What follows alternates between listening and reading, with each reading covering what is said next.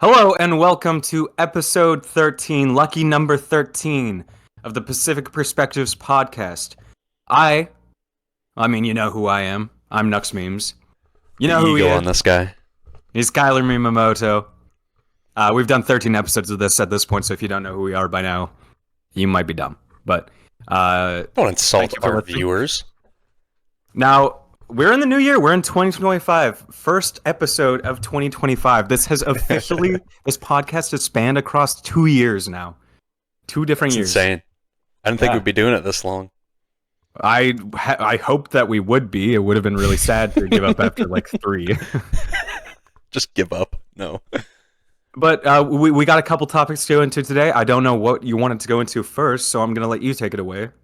What do you Yeah, want to talk I guess we'll go into it with the Oilers. Get the boring stuff out of the way first, because frankly, that game against the Kraken, I mean, you can say like, oh yeah, the Oilers were completely dominant, and they were, but man, what a boring game. What a boring game. That was just the Oilers in transition blocking literally everything the Kraken had. The 2 goals that the Kraken had were just non-chances. Pickard had an awful game. And we only let in, I think, 17 shots. Like 1 expected goal maybe between all those shots. None of them were very good. So, just a boring game. But on top of Jeff Skinner being amazing in like 13 minutes of ice time, him and Knobloch had interviews after the game, not together, although I'd like to see that. They both seem pretty complacent. Like, Jeff Skinner seems pretty happy whenever you see him on camera for the Oilers. They seem pretty complacent to just keep him in a bottom 6 role. And honestly, I mean, I used to say, like, if you're not going to have him in a top 6 role, why did you sign Jeff Skinner? Like, why is he there in the first place? It makes no sense to keep him. But at this point, I mean, what are you going to get for Jeff Skinner if he's not playing in your top 6 and you want to trade him? Maybe a 3rd-round pick with no retention, I'd say. Maybe with retention you'll get a 3rd. I think But- the thing with Jeff Skinner, though, I don't think you can look too much into him looking happy as an Oiler, because I think he's just a happy guy. He is just a He's happy always been guy. a silly, goofy guy. Yeah. I remember when he had "Breaking Free" as his goal song. I love that guy. He is. I mean, that's why I don't want to trade him, because he's just a great guy. He's just a great guy. And it's not like he's playing awful hockey. Defensively, there's something to be. There's more. He can give a little bit more there. But, like, I don't know. I think I'm at the point where if he played on the 4th or 3rd line, that'd be just fine. That'd be just fine. Because he actually produces. I mean, he's on like a 35, 40-point pace, and he's gotten 12 minutes a night. So I think cup-winning teams, they kind of need that. Even if he's not the best offensively, I would be perfectly fine just running into the playoffs with him, especially with Evander Kane coming back. I'd be perfectly fine just running him on the 4th line. Like that, what was it? It was Kapanen, Skinner, and Henrique as the 4th line. That's damn good. That's one of the best fourth lines in the league. Obviously, none of those guys really fit the bill of a 4th liner besides Henrique. But, I mean, they're all kind of skill guys. Henrique's the only guy who can really be solid defensively. But, I don't know. I'd be perfectly fine running that. Do you think if they don't run Skinner in the top 6, do you think they need to trade him? Because that's what I've been hearing. I don't know. Like, I would think it's kind of fine. It's not like he's on a bank busting contract or anything. And I mean, the Canucks have always had Connor Garland floating around on the 3rd line and stuff. And I mean, currently their production would be similar. So I think having a guy like that who can score. I mean, he's kind of like what Daniel Sprong was supposed to be for the Canucks, just a guy on the 4th line who can play like low minutes and put up half a point per game, except for he's actually putting up half a point per game, and Sprong is gone. Not quite as bad defensively as Sprong, but he's kind of in that area where the only reason he's not 100% a viable bottom 6 guy is he can't really forecheck to save his life. But I mean, we'll see where it goes with Jeff Skinner. Obviously, there's been no trade request, and I think as long as the coach is fine keeping him in the lineup in a bottom 6 role, and Skinner has no complaints, and he continues to chip in maybe once a week, he seems to get a point or a goal. There's nothing straining this relationship. There's nothing wrong with it. There's nothing wrong with the situation between the team, even if it's not what we hoped. But I think he's fine. It's definitely not in the same boat as Arvidsson, where he is excelling on the second line with Draisaitl, and he's fine there. Obviously, he's not gonna get more than like 50 points, but if he really expected more, I don't know what to tell you. How old is Arvidsson now? I believe he's 31. Damn! I know. It feels like yesterday he was like 24. He feels like a perennially. You're gonna get through this word. I believe in you, man. Perennially young guy. We got it. So, I mean, the two guys that we signed in the offseason, they were supposed to be top six wingers for Draisaitl, and I still like that option for Jeff Skinner whenever we need him. So, there's nothing wrong with that. You have anything you want to say about the Canucks? I miss Quinn Hughes a lot. I want Quinn Hughes to play. Makes sense. It's kind of interesting. It was originally Pettersson was day to day and Quinn Hughes was week to week, but both were at practice today. Quinn was the one working with the power play. So now it seems Quinn is closer to returning than Pettersson is. I don't really know what happened there. But they did get a win without Quinn. It was against Seattle, where we once again blew a multi-goal lead to them. And I mentioned this in my caption of a post I dropped that night, but it was the first time the Canucks won in a shootout since April 8th, 2023. So 2 seasons ago. And Vitaly Kravtsov was in the lineup. Sheldon Dries was in. Our defense had Cole McWard and Akito Hiroshi. And Andrei Kuzmenko scored the only goal of the shootout. Dude. That's a crazy poll. Akita Hirose, you said? Yeah. Oh my goodness. It's only been 2 years and I've forgotten those people existed. Yeah, they're floating around in Abbotsford. Well, I mean, Dries, Kuzmenko are gone. Kravtsov's in Russia. But yeah, Kravtsov was a thing there for a little bit, wasn't he? It was crazy. Yeah. And then our next game, well, our New Year's Eve game against Calgary was terrible. And then our game against Nashville a couple days ago, like, it's kind of hard to try to defend them after they get shut out, but they honestly didn't play that bad. Like, they had a good amount of shots, which I like to see from them. It didn't feel like they were specifically getting dominated at any point of the game. They just couldn't score because they don't have Quinn Hughes, they don't have Elias Pettersson. They were trying their best. They had some good chances, and Saros was just on it, which works for me because I have him in fantasy, and I'm in a heated head-to-head battle right now. I mean, it was a 1-0 game, right? So, but well, including the 2 empty netters, but yeah, there was only one goal. I mean, the fancy stats were in the Canucks' favor. I saw it afterwards, and I was like, I think I saw the first period. I felt like it. I don't know. They were pushing pretty hard. It was hard to get mad at the team for that game. But being mad at the result, obviously, because it would have been nice to get at least. Considering the task, I mean, they did all right. They did all right. Speaking of fantasy, I have to check my score. Also, speaking of this week, I'm facing Olivia, who I forgot we're supposed to have on the podcast. So, Olivia, I know you're listening to this. Let us know in the group chat if you want to be on next week's. I'm currently losing by 0.03. So I need Jake Gensel to do something. But yeah, the Canucks look bad. Obviously, they can't score. They can't produce anything without Quinn. He's supposedly coming back soon. We go on that 6-game stretch where we play all top 10 teams. We're gonna need him. And then tomorrow they're playing in Montreal, and I'm gonna be there. Woo! Montreal terrifies me right now, though. They've won 6 of their past 7. Yeah. We got to talk about that. The East wildcard race? What is even going on? I don't know. What is happening? Detroit's coming back now. Columbus is still floating around. Montreal's coming back. Ottawa's doing fine. Ottawa's controlling that spot right now. If Pittsburgh wins this game, they are 2 points above the Senators. Obviously, the Senators would have 3 games in hand, yeah. But, I mean, man, wow. It is interesting. It could be really anyone's. I mean, even the Rangers can still get back into this if they can start stringing together some wins. I don't think so. Well, they're only 3 points out. The Rangers have the talent where like when Shesterkin gets healthy, they could definitely go on a really good win streak. So I wouldn't count them out yet. I would count out Buffalo. It would take a miracle at this point. Yeah, I would. I want to count out the Islanders, but every time I count out the Islanders, they find some way to just sneak in somehow. So it's really up for grabs there. It's pretty interesting. It's a lot more interesting. Well, I would say it's more interesting than the West wildcard, but I don't know. The West wildcard is kind of funny because like the top 7 teams in the West have kind of confirmed their spots at this point. Like obviously not really confirmed, but it would be hard for them to miss. And the battle for the second wildcard spot is just a bunch of teams that don't seem like they want to make the playoffs. Yeah.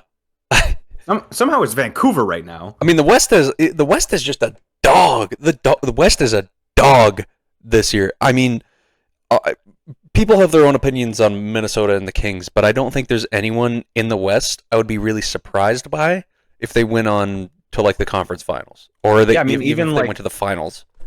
Even if the first round were Vancouver versus Vegas, Vegas is 27-9-3, and I feel like Vancouver still would have a chance. Easily. Depending on the health of our players. That is kind of the main problem for us right now. Because our defense, oh my goodness, our defense without Hughes and Hronik, we were playing Brisebois Myers, top pairing. Guillaume Brisebois is not good. And then we have Susie Juleson, which is just like awful. Red charts.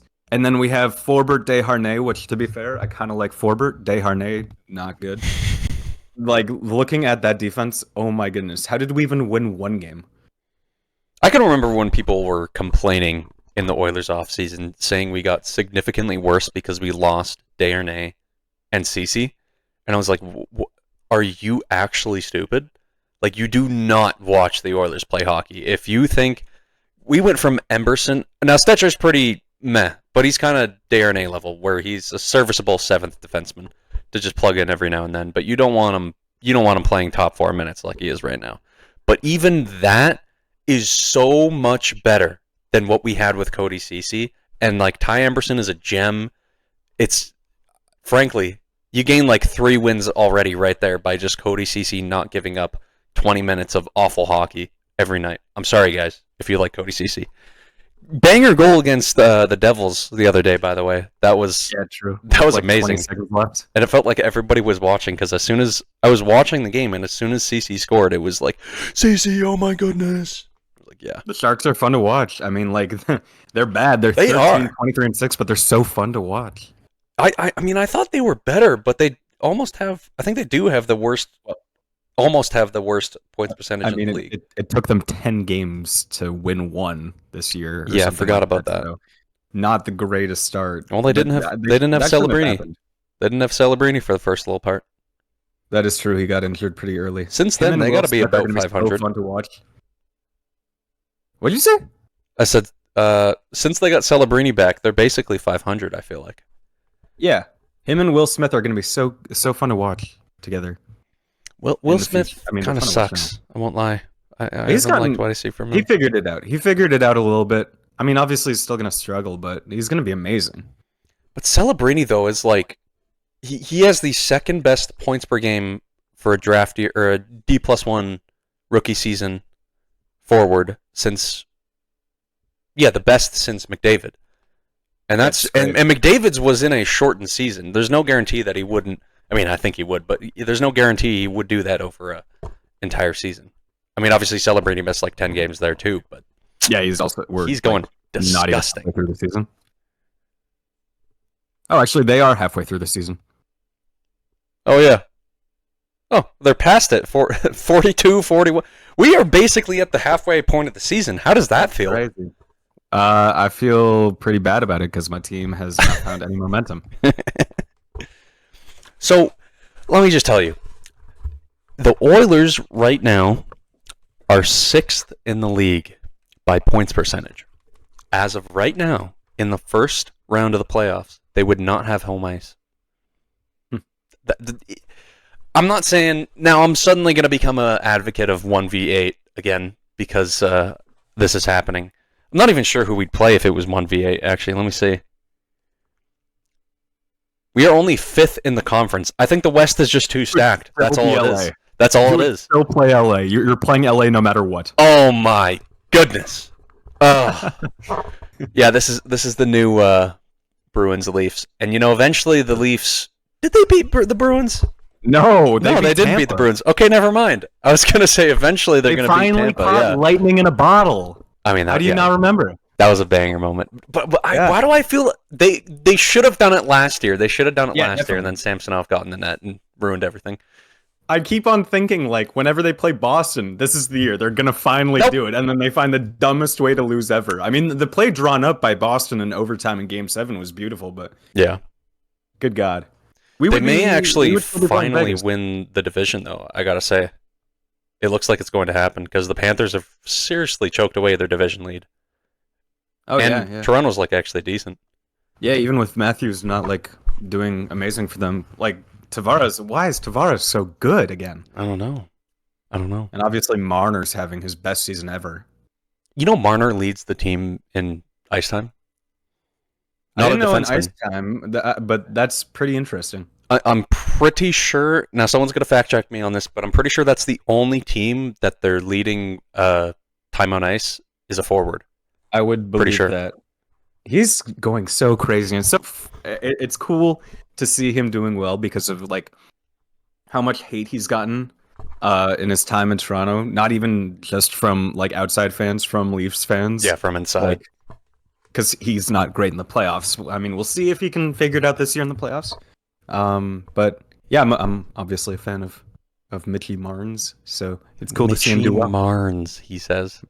Mitchie Marnes. I mean, even I thought we should probably trade him in the offseason, just like as an act of mercy, right? Like, Yeah. send him to Chicago. I don't know. Yeah, I thought Nashville. Really, Nashville? That'd be interesting. I think I thought that before they got like Stamkos and stuff. No, that actually make a lot of sense. I mean, they've got the money, they've got the destination, they've got It the would have been assets too. interesting. But I mean, they clearly made the right move in keeping him because Obviously. oh man, he's gonna get some decent heart votes this year. It's gonna be cool. Hard votes. Well, Matthews is definitely not getting them. I'll tell you that. No. That's not happening. So I want to. We'll take this moment to just slide into. I wanted to talk about the Winter Classic, and now it happened on New Year's Eve this year. It's normally always New Year's Day, but it was New Year's Eve this year between St. Louis and Chicago, two non-playoff teams. So they scheduled it for a time when there were so many other games on the day, like World Juniors included, and they gave it to two teams that suck. They gave Chicago yet another outdoor game, and viewership for the first time in a long time was under 1 million viewers. So, I mean, it's clear what I think they need to do to fix it. But do you want to go first and talk about what you think the NHL should do with the Winter Classic? I mean, it's kind of, they kind of treat it as a gimmick, like, oh, look at this thing, when in reality, I think they should be having like one of these per team every year. Like, we should have 32 outdoor games, or 16, I guess, would be what it is. I just don't think it should really be, considering how much revenue is like up for, or viewership is usually up for those types of game. Like, when you have a decent matchup, like Calgary Edmonton, that was amazing. That was a great game. Everyone liked it. I was there for that. It was a great game. You need to give every single fan base the chance to do that, and not just to look at Chicago doing it. And like, I kind of like what they did with Vegas and Seattle, but it's obviously kind of a boring matchup.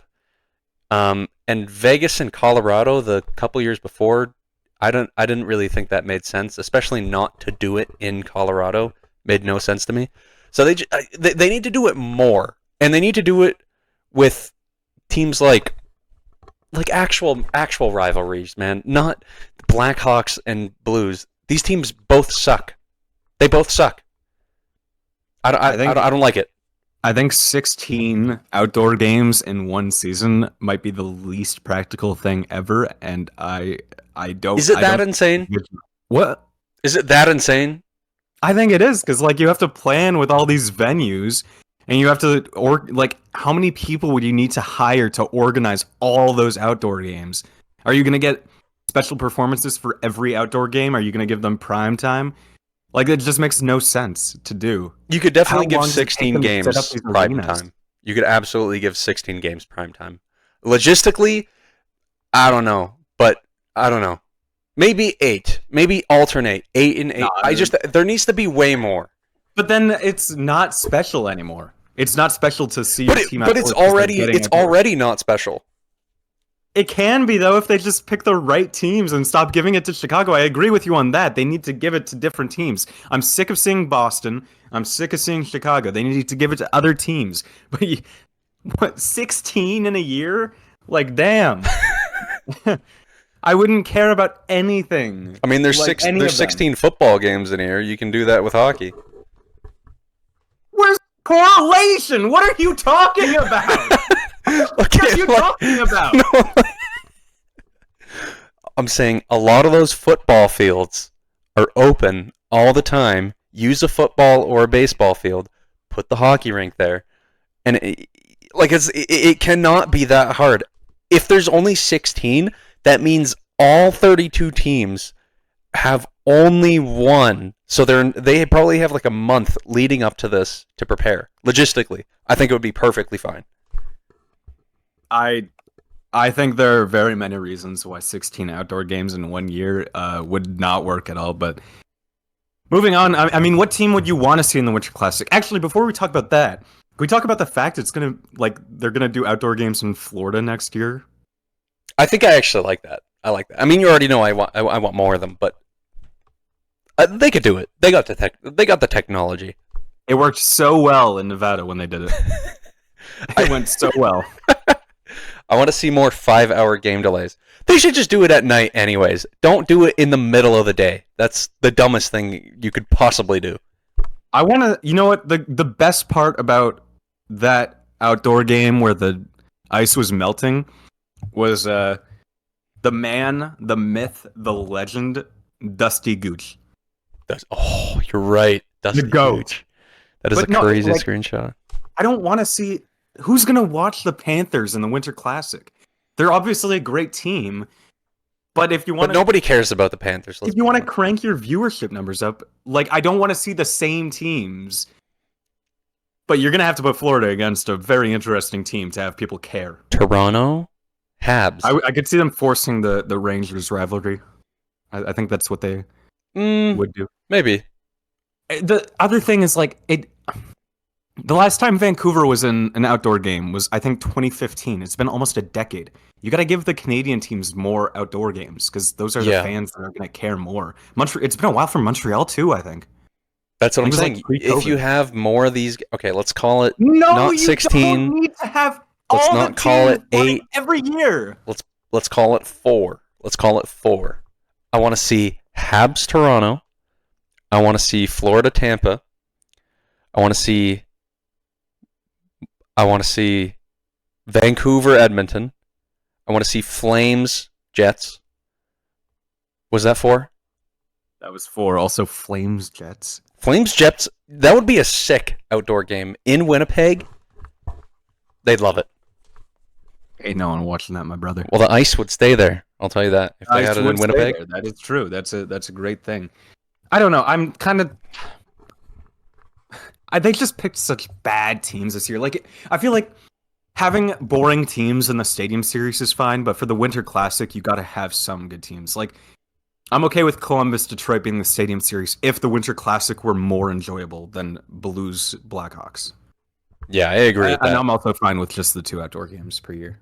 I do love the college football feel of those stadium games. Those are great. The one with Carolina a couple years ago was I really liked it, honestly. Columbus Detroit is a funny matchup for hockey, though. Obviously, they're doing it because of the Michigan Ohio State. Yeah, not even in the same division, though. This is not a thing that has ever been a thing. Never. It's honestly just a really strange matchup. It could end up being a very important game, though, considering how close both of them are in the wild card right now. So I think maybe the Stadium Series will be fire. I think that'll be pretty fire. I won't lie. I think it'll be really good. I guess we'll see. Do we have anything else to talk about, or do we want to go into questions now? Oh, one more thing on the Oilers. That was the first time in McDavid's tenure where he's been in the lineup, not gotten a point for 2 straight games, and we've won 2 in a row. That feels A little sad. A little sad. I mean, there are very few games where he does get a point, where he doesn't get a point though. So I feel like it makes sense. I do know there was a stretch, probably, I think in 2020, 2021, where Draisaitl was actually going stupid, and it was in that weird stretch of the year.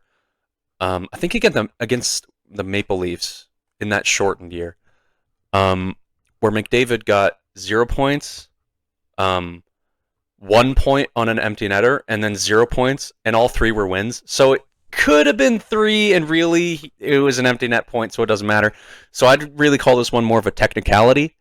But it is kind of a reflection of how the Oilers are playing hockey. It's a lot more defensive. It's a lot more. McDavid doesn't have to do everything at 5v5, which it's been that way for the past 2 years, I'd say, maybe even 3 years, in 21-23. But now that the power play is kind of just 10th-ish place, he's not guaranteed a point every single time, and they're scoring power play goals without McDavid. Not that he's playing bad, but I mean, he does seem kind of pissed off that he doesn't like. They showed him going down the hallway after the Kraken win, and he was like sad. Bouchard and like Skinner were like pumping fists, the people who are the equipment managers in the hallway, and McDavid was like pissed he wasn't getting a point because he could have gotten something on the empty netter too. It's very clear that McDavid is not a team player and he only cares about his personal stats. I think we've known this. He's never cared about the team winning. He just wants to stat pad. Which is weird that I guarantee you he is genuinely upset at not getting points here, which is weird because all he talks about whenever it's like, oh yeah, you got like a 6-point night today, that's pretty cool. And he's like, yeah, whatever, I'm glad for my teammates. It's important that we got the win. We got the 2 points that we needed, not my 2 points. You know what I mean? Yeah, because when he's in front of a camera, he's a robot who just does the typical hockey guy answer of, yeah, I owed all of my team. I'm glad that we could get this win here. But I mean, I think he does genuinely value that to some extent. But at the same time, if I could put up 150 points in a season, I would probably also be proud of it. He wants to be a difference maker, and he is. It's just you can tell that he doesn't really care right now. I'm sorry, I gotta say. Oilers Daily posted on Instagram about what's happening. I did see that. Oilers Facebook. That is so funny. That is such a funny. I thought that it was from like a couple of years ago. I didn't realize it was like today. Yeah, no, I initially saw that and I thought it was like a draft day tweet. Yeah. I'll read it out. It's on the Edmonton Oilers fans Facebook group. McDavid could get traded and it wouldn't affect this team at all. He's not a game changer. Contract year and he's playing like who cares? Wait, this might be from, if it's contract year, this might be from a while ago. No, this is a contract year. This is a contract year? Well, because it's 2 years remaining, but he's going to get signed in the offseason for the extension. Oh, well, that's not what a contract year is at all. Basically a contract year. Anyway, they're just going to throw money. He's playing like who cares? They're just going to throw money at me. Didn't like Draisaitl's contract either. Should have been 4 years max, but at least he's performing. Give him the C. Didn't like Draisaitl's contract. He's like the best player in the league right now. He has a lead on the Rocket Richard by like 5. Should have been 4 years max. He's not even getting paid 14 yet.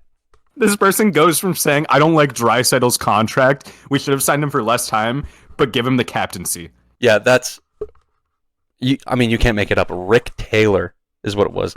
Let's look at his profile picture. Yep. Oh, yeah. Look at those sunglasses. Yeah, Shout out Oilers Daily. Shout out Rick Taylor. Great guy. And Rick Taylor, yeah. 108 laugh emojis and 200 comments. They're really letting him have it. Yeah. I mean, but you can tell that McDavid is genuinely influenced by that stuff. Like he wants to get a point. His entire career, he's just, well, I wouldn't say it's come easy. He's always, faced hooks and like trips and stuff. But especially with penalties, you can really tell it's kind of getting to him that he's not absolutely dominating the league right now. I think he's like 5 points out of reach of the Art Ross. Maybe even, it's more like 15 actually. No, 11 between But you have to remember he missed like 4 games. Yeah, he'll also go on his random like 20 points in 6 games. Yeah, I mean it'll happen. But a big part of it right now is just the power play. 5v5, he's literally more dominant than ever. It's just when he makes stupid passes, he's pissed off. Nobody is a bigger critic of McDavid than McDavid, which is a good thing. That's why he's obviously so good. People have said he maybe looks injured. I don't buy that. I don't think this is like a lingering thing. He clearly moves just fine. I don't think it has anything to do with that. But obviously, like you said, he's just going to randomly get 20 points in 4 games again. Because it already happened this season, but I can just tell he's going to play the Ducks and put up like 6. It's just going to happen. All right. Well, I'm bored of talking about the Oilers, and it's not like I have a whole lot to say about the Canucks. So let's go into our questions now. Is that cool? Sure. Okay, great. The first one, I'm the one who posted them today, guys. Everyone listening, I'm normally not the one asking them, but I posted it today, so I'm taking the reins. Yeah, The you guys first were one is terrible from- on my account. Sorry, guys. The first one is from AASP back 05. And this person asked, was there a specific player that got you into hockey? Do you want to go first? Or do you want to answer like any player who made you like hockey more than you did? Well, I can say a couple. I wasn't really an Oilers fan, but I watched hockey in like 2012, and I just kind of was like, they're on, I'll watch. They kind of suck. I just expect them to lose. And then I didn't really become a fan until the McDavid lottery, which sounds bandwagony, but I didn't really understand how good he was. So I'd honestly say that McDavid was the guy who got me into hockey. And then Puljujärvi I kind of got infatuated with after he scored a goal in his first game. That's probably where it started. And ever since then, I just loved him, and obviously it came to an end last year, but it all works out. For me, I've obviously had my random obsessions through the years with players, like, Louis, Tyler Mott, Adam Gaudette, stuff like that. But You just pick the worst players to like. well, it's fun. It's fun to do. Like I had Kuzmenko, I had Höglander, I have Sherwood, stuff like that. But those are more products of how into hockey I am that I gravitate towards these players. The player who really got me to care more about hockey was the dude whose jersey I'm wearing currently. Now you can see the C, you can see the Canucks logo. It is not Quinn Hughes. It's Bo Horvat. Now, I grew up in London, Ontario. I still live there a lot of the time. I just go to school in Ottawa. But I got to watch Bo Horvat play for the London Knights back in 2013. I was 10 years old. I was really just getting into Canucks hockey at that point. And he got drafted to the Canucks. So I really got to watch his career progress with my fanship of the team. And he was my favorite player because he came from my city, played for my team. And honestly, I don't think there's enough memes without Bo Horvat. Huh. I feel like I would have never gotten obsessed with hockey to this degree if it weren't for having a player like that I can watch, that I had been watching for a while. So thank you, Bo. I hope you're doing well on Long Island. I got one question for you. Yeah. Bo Horvat or Mika Zibanejad? It's so funny how this was a debate in like 2018, and then Mika like progressed so far past Bo in terms of point production, and now Mika sucks and Bo is good. So it's like it's been a roller coaster. It's a crazy arc. Currently, it's definitely Bo. Mika cannot play defense. It's true. He is genuinely one of the worst players in the league. That's Yeah, such a weird debate too. Like, why those two players? Random. They're I just don't different. remember They're how different conferences. I don't really remember what sparked it, but it was pretty random. Now, before we move off that topic, I have to mention another London Knight who got drafted to the Canucks, Mr. Olli Juolevi. I really, really wanted him to be good. I met him at a Knights practice after he got drafted, and I talked to him for a little bit. And he seemed like such a nice guy, and it just didn't work. And I was so happy to have yet another London Knight on the team. And I could have had another London Knight on the team if we had drafted the other Knight that was drafted right after Juolevi, a.k.a. Matthew Tkachuk, but whatever. Yeah, sorry, Oli, but thank you, Bo. He's watching. He might be. You never know. All right, let's go into the second and also final question for today, because I have to go see Sonic 3 again. Great movie. Why? Incredible movie. Really? Like, Is it that good? genuinely, it is a very good movie. It is a very, like, if you're going into it and you're expecting like Wolf of Wall Street, The Godfather level movie, you're fucking stupid. If you go into it expecting to have a fun time, it's a fun time. It's a really good movie. I got my 10-foot tall cardboard standee, or like 8 foot tall. I didn't measure it. I also have my Sonic 2 one right beside me right now. You can see the corner of it there. Maybe I'll whip it out one day. But yeah, great movie. I recommend seeing it if you want to have a good time at the theater. Fuck Mufasa. Anyway, our Mufasa sucks. Yeah, I mean, I didn't see it, but I'm assuming it does.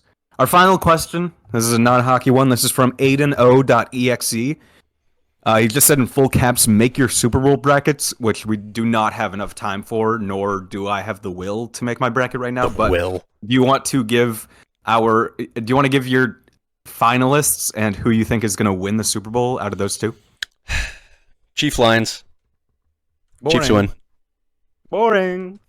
Sorry, it's gonna happen. I just the rig is in. The fix is in. I mean, that might be true. The refs might will them to the Super Bowl just for the ratings, and because that's what the refs do. They on KC always. But I have a different answer. I would have Bills Lions, but because you said Lions, I switched mine, and it is Bills Bucks for me. Buccaneers are a weird one to have, I admit, but I'm a very big fan of Baker Mayfield. Despite being an Arizona Cardinals fan, Baker is my favorite player in the NFL, and he had a crazy season this year, got them into winning the AFC South. Terrible division, but I really, really want to see Baker bring them far, and Mike Evans is great. So maybe they'll go on a miracle run. Who knows? It would be a but miracle. The Bills look pretty unstoppable, and I think we're robbed if we don't get the Chiefs-Bills game again this year. And I think like if the Bills were to win the Super Bowl, they kind of have to beat the Chiefs for it to count. It's kind of like how if Washington hadn't beat Pittsburgh in their cup run, it wouldn't feel that good because they didn't get to slay their dragon. Yeah. You know? That's completely fair. I mean, a fourth seeds, they're not doing it. I'm sorry, folks. It's not happening. But obviously, I'm picking the two number one seeds, but that's just how football is. I think Lions don't have to. I think maybe. No, I'm sticking with the Lions. But the Chiefs, I just know whoever's there, they're winning. It doesn't matter. They can be down 28-0. Doesn't matter. I hope it matters. I don't want to see them win again. I don't either. Last year was the only two football teams I dislike in the Super Bowl against each other. I was forced to cheer for the San Francisco 49ers. Do you know how angry that makes me? Do you know how angry it makes me? That is really having upsetting. to cheer for the 49ers? I hated it. But I don't have to this year because they suck. And the Cardinals beat them twice. So, all's well that ends well, if you know what I'm saying. If you catch my drift, if you're yanking my chain, if you suck my dick. What? Anyway. What did you say? Anyway, it is 8:47 p.m. I got a lot of stuff to get done before my Sonic 3 moviegoers arrive. The Sonic 3 prep. He's got to put on the full furry suit. The full Sonic furry suit. It's actually crazy. Click off the podcast now if you don't care about movies, but I have to say it. I haven't cared about a movie coming out in theaters since Rocket Man came out in 2019. I went to see movies with my friends when they asked me to. I went to see movies with my dad. I saw Deadpool Wolverine with him. I saw Inside Out 2 with a girl. I don't really care. I didn't want to go. I hate going so much. I hate the movies. I'm going to see Sonic. Guy works at a movie theater, by the way. Wait, don't expose me like that. I've kept that a secret for like fucking 7 years. Wait, you I haven't? don't want people to recognize me there. Oh crap! It's okay. I only work there during the summers, so. But yeah, that is why I hate it. That's why I hate going to the movies. Have you seen Nosferatu? Sorry? Oh, No. no. I don't care. I don't care about movies. and it's because I work there. So I guess for everybody still listening to the podcast, you deserve that lore dump of me working there. But yeah, no, I hate going to the theaters, but I'm seeing Sonic 3 twice in theaters, which is kind of crazy. But it's a great movie. I highly recommend it. It's very fun. Jim Carrey steals the show, but Keanu Reeves and Idris Elba, their voices are great, and obviously Ben Schwartz is Sonic, and the girl who voices Tails, I can't remember. Everyone does a great job. Everyone fills their roles quite well. It's a fun movie. It's got some funny scenes. It's got a sexist joke, which is just crazy, but This is a Sonic 3 podcast. this By is the way. Sonic. I can't describe. I didn't even really play the games all that much growing up. I don't know why I like these movies so much, but they're just great. Nosferatu was a 10 out of 10, just for the record. He was amazing. Lily Rose Depp was in that, right? Yeah, she was amazing. You're just absolutely flowing with opinions right now. You have so much to say. I'm just she put her whole Depp ussy into it. You know what I mean? Okay. That's been all from us for episode 13 of the Pacific Perspectives podcast. We will see you all next week. I will probably be crying tears after the Canucks lose 10-0 while I'm there tomorrow. But thank you all for listening, and we will see you next week.